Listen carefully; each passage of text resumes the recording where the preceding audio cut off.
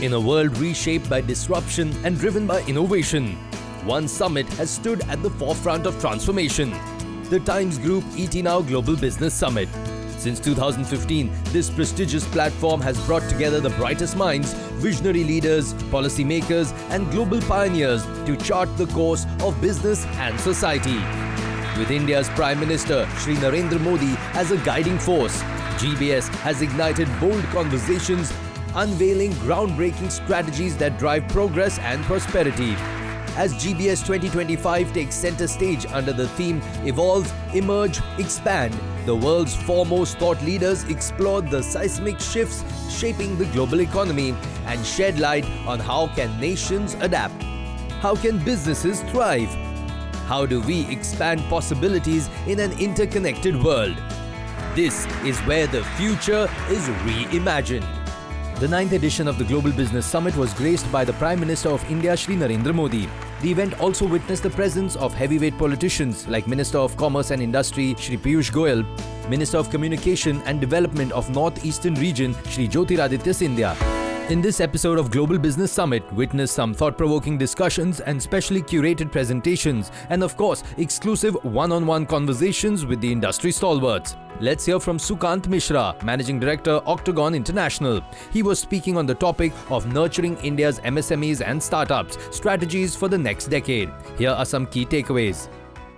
Change is imminent and consistent. It's happening everywhere. We started promoting our businesses. We found this IT as a tool, and we found that online is one of the ways we can start it. Then online became a vertical to the business, and today, guys, online is business. If we are not in online space or a digital space in today's form, we do not exist. So online has become the core of the business, which has become a biggest resource to the world. I'm at the Global Business Summit 2025, joined by Sukant Mishra, Managing Director of Octagone International. Sir, thank you so much for being here. Thank you for welcoming me. Sir, let's dive right in with a question around the small businesses in our country.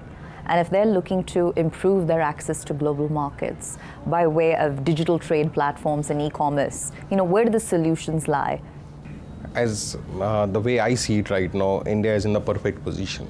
We have already learned from the experience of international platforms, international organizations like Amazon coming into India. Right. And we are now being nurturing in this era for almost a decade or more. This is the perfect time. Inside India is already happening.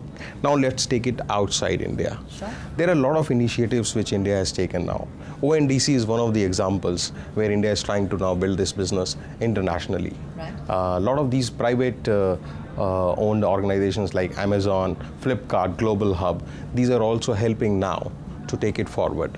However, we are at a stage where world is recognizing India's efforts. World is looking at India.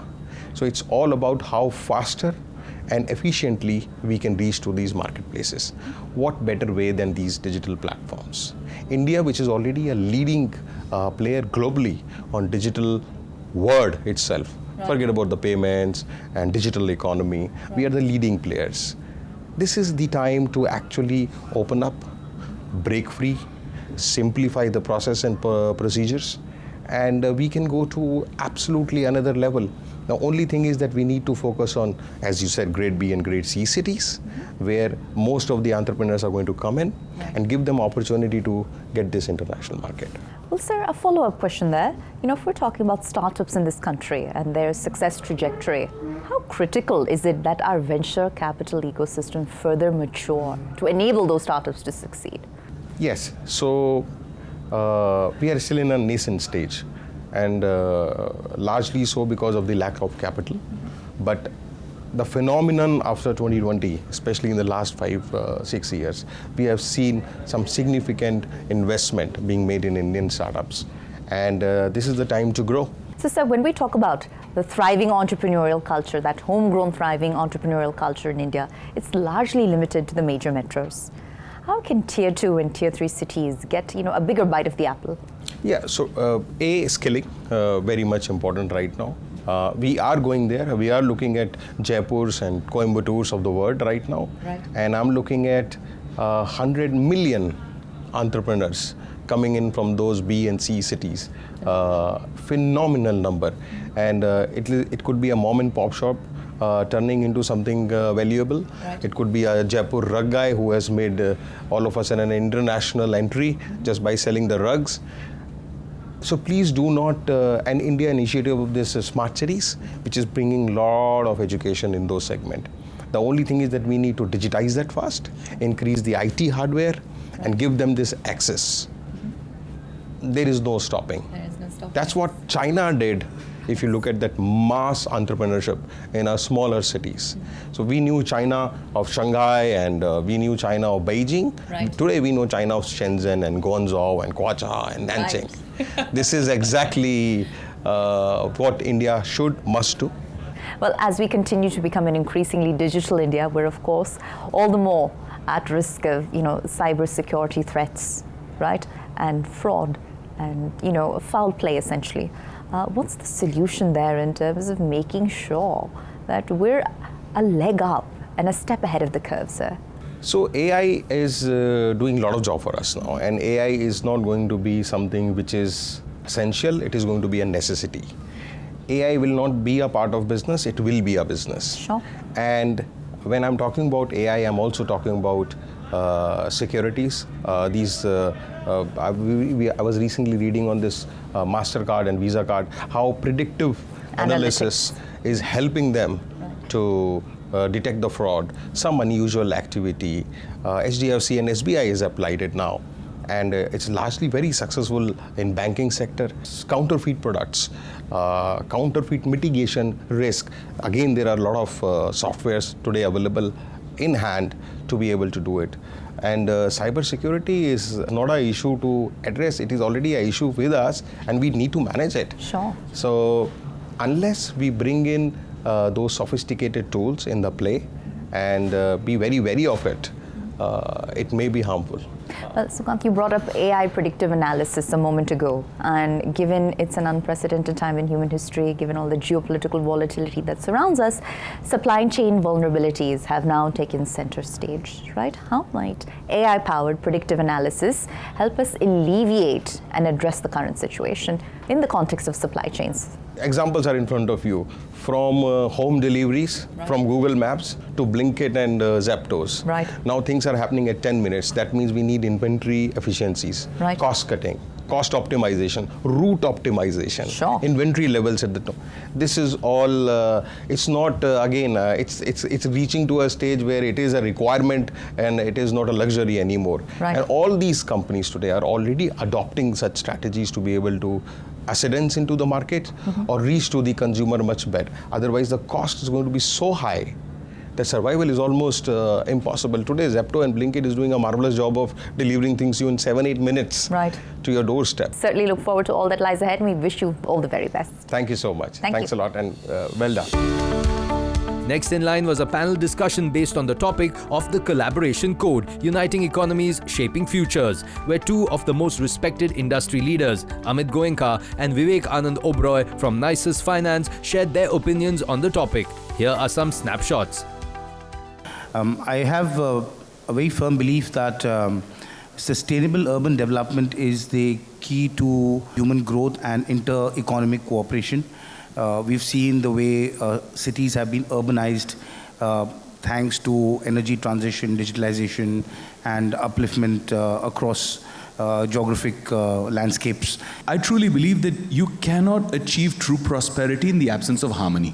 And if you look at Bharatiya Sanskriti, it has always been, every tradition of India that is thousands of years old has always spoken about finding that sweet spot of harmony.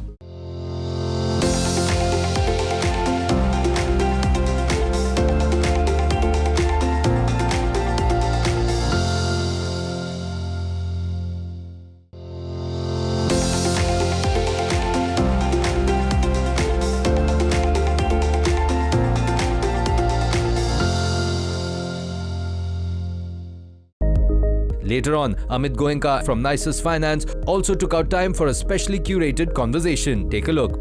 Sir, pleasure to have you with us here at the summit. My pleasure too. Thank you for having me, Pooja. Sir, the domestic financial services landscape is of course incredibly cluttered and crowded. What do you believe sets Nisus Finance apart in the larger scheme of things? I think post-COVID, we've seen a very high disruptive landscape for all business lines, including financial services. There's a very large push to digitization, to accessibility, to creating a more equitable environment for the entire investment class to be able to access all products and solutions. And we realized that there were certain asset classes which were only accessible to a very niche population. And we felt that it is important to create a larger, wider push for everybody to be able to access it the way they are accessing equity markets through mutual funds or SIPs or other opportunities. But that is only limited to that. But there are so many other alternative asset classes which are not being easily accessible by all and sundry. So, which is why we decided that let's create a more digital platform, almost on the lines of tokenization, where one can actually create more curated solutions with high alpha and risk mitigated returns for the benefit of the larger population. I think which is again very disruptive. Secondly, we realized that there are a lot of solutions and there's a lot of history and trajectory we've seen as a financial services industry in India, which has been very mature because of the way the regulatory framework has got built over time, and which is why we could withstand global economic shocks in a better way compared to other economies around us. Right. And so we decided that there was a very good template therefore that we could actually transpose to other emerging economies. And so therefore we started to expand our footprint into the UAE and GCC, which obviously is a large market, has got huge potential, but is still not mature enough in terms of fiscal discipline and financial services. So it was very easy for us therefore to sort of replicate that entire framework and ecosystem and create a more curated environment for that sort of offering within those markets. So again, it became a first mover advantage for us because there's nobody really trying to do that. So that became a very large opportunity set for us. Again, what we also saw is that there has been a huge amount of consolidation in the space post-COVID and post a number of other interventions, including the Insolvency Act, where only a few able people have been able to survive and grow and create a trajectory, or people with disruptive ideas. So that meant that it was important to create a more cohesive, collaborative environment within the financial services ecosystem. So rather than now compete for the same pie, we thought it is better that if we can create a more structured way of working between our peers and so-called competition. That way eliminating the competition in all measures, because now we are collaborating, creating a more cohesive environment for the same opportunity set. So that's really what we started to do. We became an integral part of creating financial and investment solutions for large opportunities in the hands of the able people by bringing in both domestic as well as foreign institutions under the same platform, creating a unified solution and a investment product which all can then participate, which we can then manage for everybody.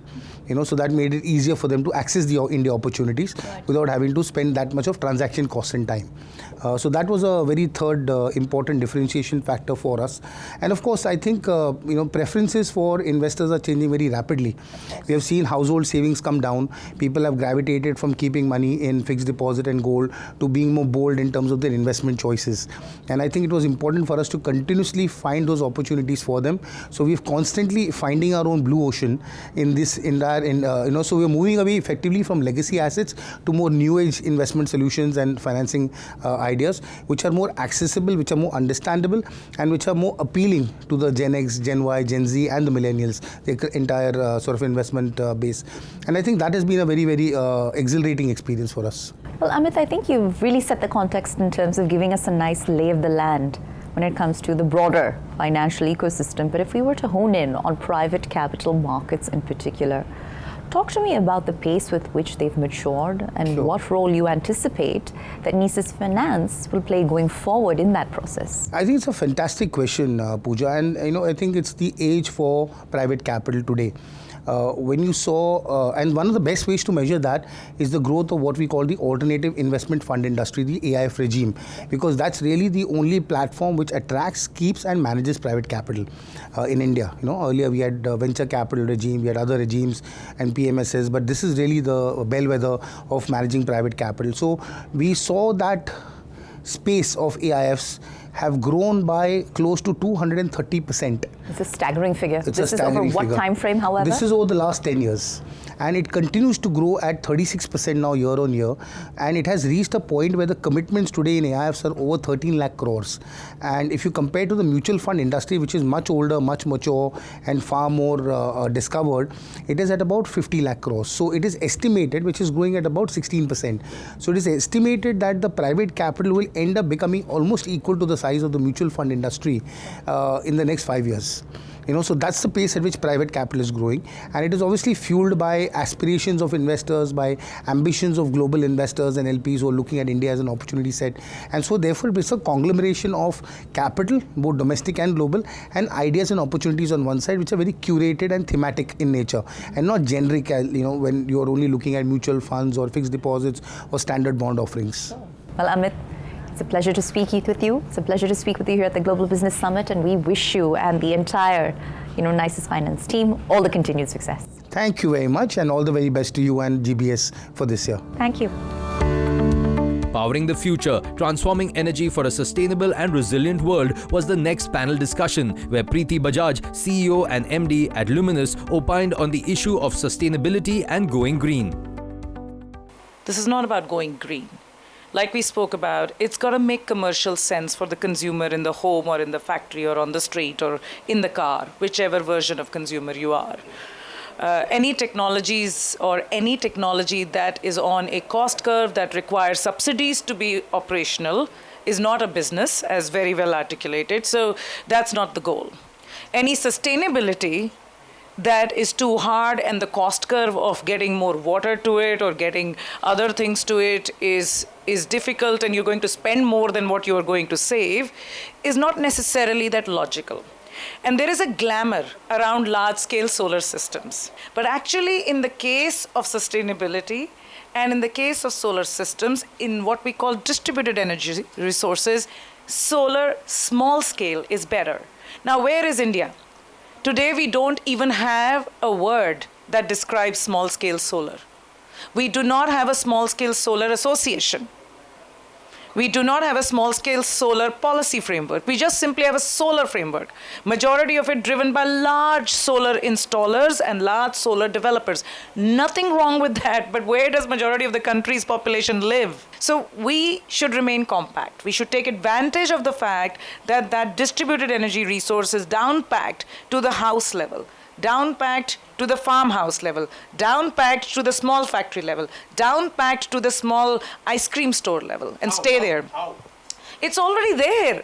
So don't build big farms all the time. Stop it. It's pretty simple. Go hardcore on distributed solar. Now, there are times in remote, very remote areas where the choice will come that you either do the grid upgrade and get the utility line feeder to the gaon over there, or you build a solar farm. In that instance, that choice is also for what? For the people living there.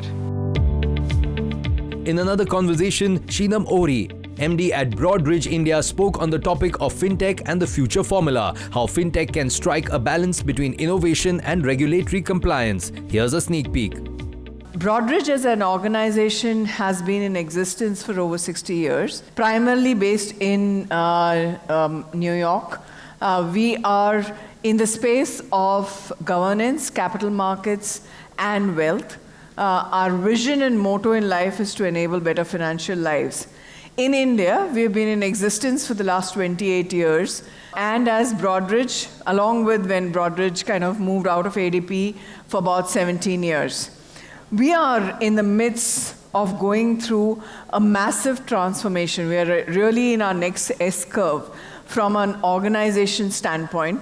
Broadridge believes in redefining their vision and moving forward every 6 years. So we are fourth evolution, which is called Broadridge 4.0. And India is a major component of that. From an India standpoint, we house more than 1/3 of the global talent, and therefore really important for us to be partnering as a GCC in the largest what our parent company wants to do. We have a very strong AI academy which not just teaches AI, but also gives platforms to our associates to develop AI applications. And that's really critical for organizations that want to envelop AI as something. Right? We want to ensure we are customer-centric, so we want to see how we can bring our customers closer to us and our associates closer to the customers. Because finally, if they are able to talk in the language that the customers want and are able to pull that back into the development cycle or into the operation cycle, magic will happen. And with that, I'm going to say thank you. Thank you, everybody, for listening to me. So for entrepreneurs, I think what I would say is, first you understand what is the business problem that you want to solve. Go out there and figure out whether this is something that the customers will pay for. Sure. We have, as an organization, mentored about 18 startups in the last 1.5 years and figured out that sometimes the problems are in our mind and we think that we want a solution to that, right, and customers are not willing to pay. So really understanding who your customer persona is, validating your idea and solution with the customer persona, right, and failing fast is what I would tell entrepreneurs all the time. Such a pleasure. Inspiring words there. We wish you all the very best for what lies ahead. Thank you. It's the final day of the Global Business Summit here in New Delhi, and I'm in conversation with Praveen Urmila, who's the CEO and the founder of Klik. I have been based out of Hong Kong around 7 to 8 years. I have been dealing worldwide around 29 countries. Just because of that, I'm knowing what part are missing in the industry and in terms of the audio and wearable industry. So here is the 3 points which I would like to highlight. One is the more intelligent, more integrated, and third is accessible for the India market. Sure. Like suppose if you are focusing for the quality, you are not able to match the price. So where we are able to work, and here we are able to show our expertise for the market. Well, it's all about maintaining relevance in the heart and the mind of the consumer, and we wish you and the Klik team all the very best for what lies ahead. Thank you very much, Ms. Pooja.